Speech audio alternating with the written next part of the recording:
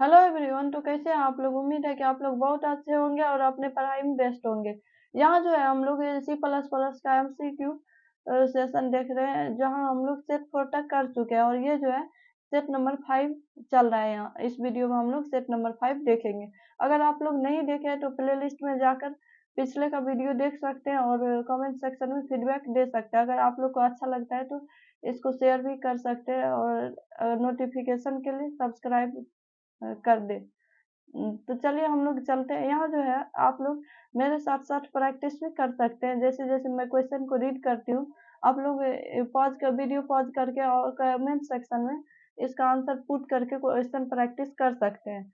यहाँ जो है अगर आप लोग को क्वेश्चन समझ में नहीं आता है तो आप लोग कमेंट सेक्शन में क्वेश्चन पूछ भी सकते हैं। अगर और या फिर यहाँ वीडियो के नीचे हर एक क्वेश्चन के नीचे एक्सप्लेनेशन दिया रहता है, यहाँ जाके आप लोग इसका एक्सप्लेनेशन रीड करके कॉन्सेप्ट क्लियर कर सकते हैं। तो अब हम लोग क्वेश्चन नंबर 1 पे चलते हैं। क्वेश्चन नंबर 1 में which of the following is correct, निम्नलिखित में से कौन सा करेक्ट है? ए में a class is an instance of the data type that the class have. और बी नंबर में an object is an instance of its class. C में a class is an instance of its object. और D में an object is an instance of the data types of the class। इसका जो correct answer है option number B है। Object जो होता है इंस्टेंस ऑफ इट्स क्लास होता है।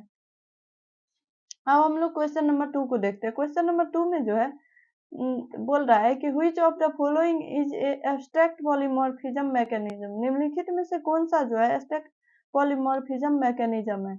तो ए में है टेम्पलेट्स, बी में ऑपरेटर ओवरलोडिंग, सी में ऑल आफ्टर मेंशन, डी में है फंक्शन ओवरलोडिंग। इसका जो करेक्ट आंसर है ऑल। ये तीनों टेम्पलेट्स, ऑपरेटर ओवरलोडिंग और फंक्शन ओवरलोडिंग जो भी है ये तीनों ही स्टैक पॉलीमॉर्फिज्म मैकेनिज्म का मैकेनिज्म है। अब हम लोग नेक्स्ट क्वेश्चन पे चलते हैं।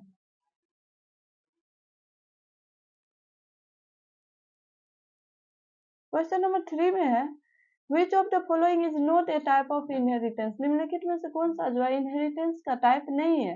ए में है रेसिकल, बी में डिस्ट्रीब्यूटिव और सी में मल्टी लेवल और डी में मल्टीपल। इसका जो करेक्ट आंसर है ऑप्शन नंबर बी है।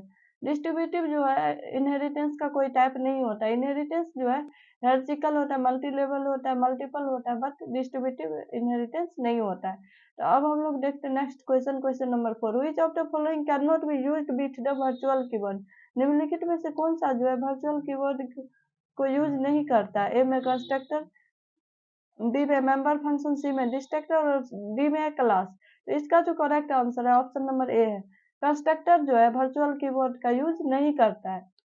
अब हम लोग नेक्स्ट क्वेश्चन देखते हैं। Question number 5।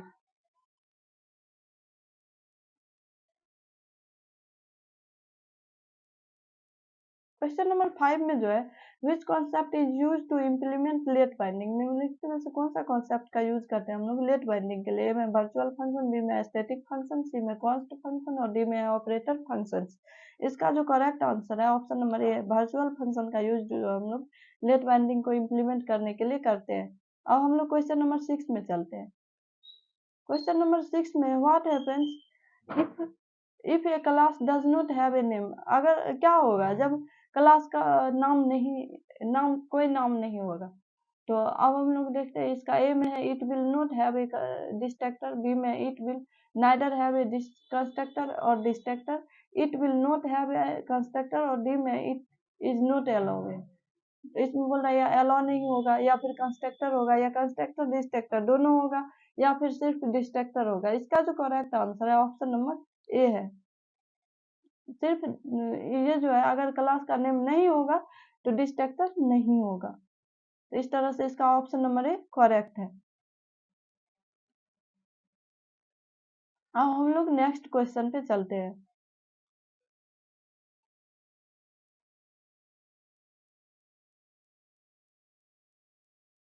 क्वेश्चन नंबर 7 में which of the following is correct in C plus plus, निम्नलिखित में से कौन सा जो है सी प्लस प्लस में करेक्ट है? अब देखते हैं।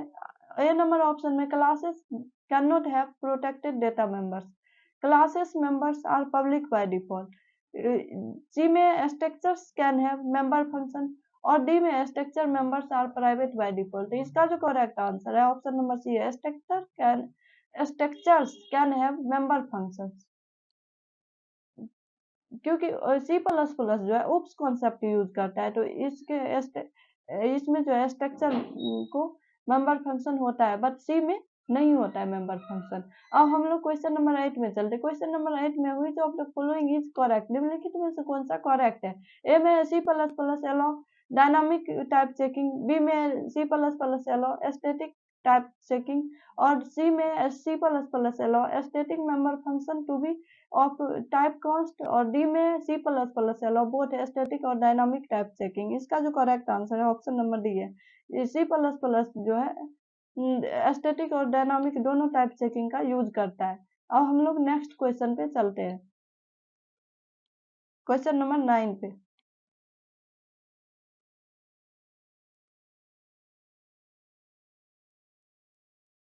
क्वेश्चन नंबर 9 में है कि निम्नलिखित में से कौन सा स्टेटमेंट जो है सही है। ए में बोल रहा है 1 नंबर में, in procedural programming language all functions call are resolve at compile time, और बी में है मतलब 2 में है, in object oriented programming language all functions call are resolve at compile time. तो इसका जो करेक्ट आंसर है पहले देख लेते हैं ऑप्शन में क्या है। ऑप्शन में नाइदर 1 नॉर 2, बी में बोथ 1 एंड 2, सी में 2 ओनली, और डी में 1 ओनली। इसका जो करेक्ट आंसर है ऑप्शन नंबर ए है। सी के पास जो है पॉलीमॉर्फिज्म कॉन्सेप्ट नहीं होता है, तो इस वजह से ये जो है कंपाइल टाइम में ही रिजॉल्व कर लेता है ऑल फंक्शन। मगर सी प्लस प्लस के पास जो है उप्स कॉन्सेप्ट होता है, तो ये जो है नहीं कर पाता है कंपाइल टाइम रिजॉल्व। अब हम लोग नेक्स्ट क्वेश्चन पे चलते हैं, क्वेश्चन नंबर 10 पे।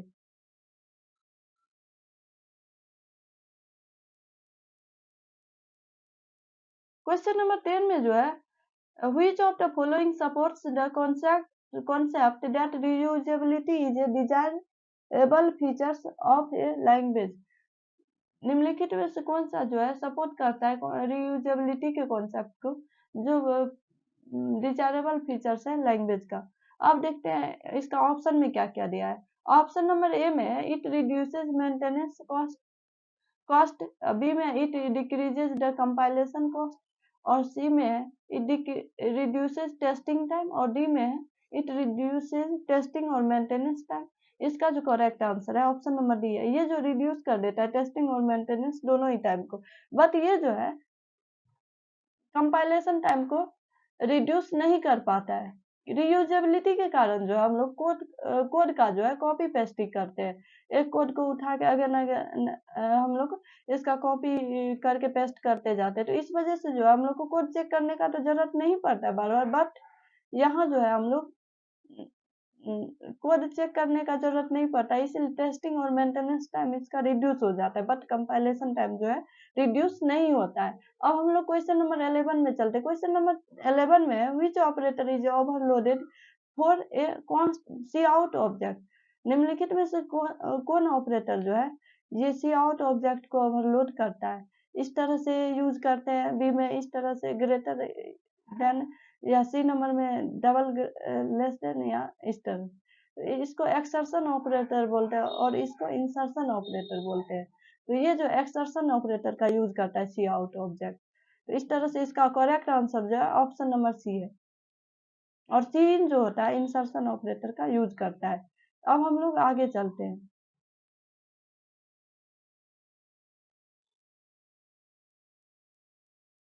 क्वेश्चन नंबर 12 में जो है which of the following is correct। friend function can access private members of a class, friend function can access protected members of a class, friend functions can access public members of a class, या all of the mention। इसका जो correct answer है option number D है। अब question number 13 में जो है बोल रहा है which members are inherited but are not accessible in any case।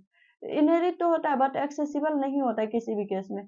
ए में बोल रहा है both private and protected, B में प्रोटेक्टेड, और सी में प्राइवेट, और डी में पब्लिक। इसका जो करेक्ट आंसर है प्राइवेट है। अब क्वेश्चन नंबर 14 पे चलते हैं।